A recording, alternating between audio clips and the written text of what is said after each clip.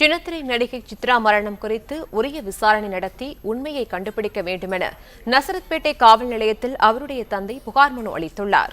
நடிகையின் மரணம் குறித்து கணவர் ஹேமந்த் ஹோட்டல் ஊழியரிடம் போலீசார் விசாரிப்பது குறித்து கூடுதல் தகவலை சம்பவ இடத்திலிருந்து எமது செய்தியாளர் சரவணன் வழங்க கேட்கலாம். வணக்கம் சரவணன், காவல்துறையின் விசாரணை தொடர்பான முழு விவரங்களை பதிவு பண்ணலாம். சின்னத்திரை நடிகை சித்ரா மரணம் தொடர்பான வழக்கில் எழுந்துள்ள சந்தேகங்களின் அடிப்படையில் தற்பொழுது நசரத்பேட்டை போலீசார் தீவிர விசாரணையில் இறங்கியிருக்கிறார்கள். சித்ராவினுடைய தந்தை காமராஜ் திருவான்மியூரைச் சேர்ந்தவர். இவர் காவல்துறையில் பணிபுரிந்து ஓய்வு பெற்றவர். அவர் தற்பொழுது காவல் நிலையத்தில் புகார் அளித்திருக்கிறார். அவரிடம் உதவி ஆணையர் சுதர்சன் மற்றும் காவல் ஆய்வாளர் விஜயராகவன் ஆகியோர் விசாரணை நடத்தி வருகின்றனர். அந்த புகாரில் அவர் தனது மகள் மரணம் தொடர்பான விசாரணை நடத்தி அதன் உண்மைத்தன்மையை கண்டறிந்து உரிய நடவடிக்கை எடுக்க வேண்டும் என அவர் அந்த புகாரில் குறிப்பிட்டுள்ளதாக கூறப்பட்டுள்ளது. அதே வேளையில் இந்த சம்பவம் நடந்த பிறகு அந்த விடுதி அறையில் நடிகை சித்ராவுடன் தங்கியிருந்த அவருடைய கணவர் ஹேம்நாத் மற்றும் அந்த விடுதி அறையை மாற்றுச்சாவியின் மூலம் திறந்து உள்ளே சென்று பார்த்த அந்த ஊழியர் கணேஷ், இந்த இருவரிடமும் தொடர்ந்து விசாரணை நடத்தப்பட்டு வருவதாகவும் சொல்லப்படுகிறது.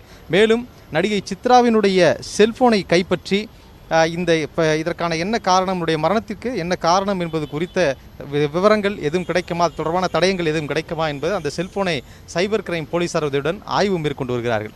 அதாவது கடந்த ஆகஸ்ட் மாதம்தான் சின்னத்திரை நடிகை சித்ராவுக்கும் இந்த ஹேம்நாத்துக்கும் நிச்சயதார்த்தம் நடத்தப்பட்டிருக்கிறது. ஜனவரியில் முறைப்படி திருமணம் நடப்பதாக அவர்கள் திட்டமிட்டிருந்தாலும் இதற்கு முன்பாக பதிவு திருமணம் செய்திருக்கிறார்கள்.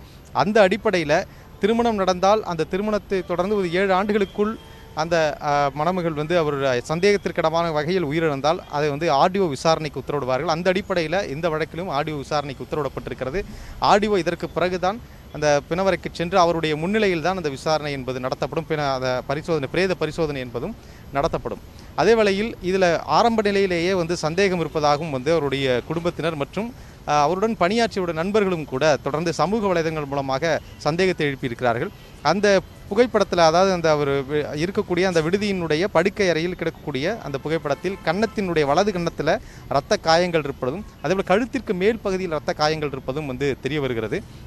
எதனால் இந்த காயங்கள் ஏற்பட்டது என்ற சந்தேகத்தை பலரும் அதை எழுப்பியிருக்கிறார்கள்.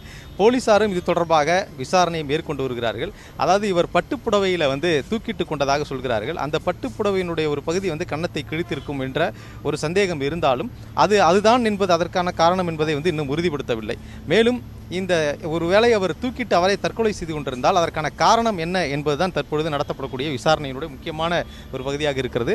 அதில் இங்கே நசரத்பேட்டையிலிருந்து சற்று ஒரு 3 கிலோமீட்டர் தொலைவில் இருக்கக்கூடிய இந்த EVP ஃபிலிம் சிட்டியில் தொடர்ந்து இந்த சித்ரா நடித்து வரக்கூடிய அந்த தொடரினுடைய படப்பிடிப்பு தினந்தோறும் நடந்து வந்திருக்கிறது.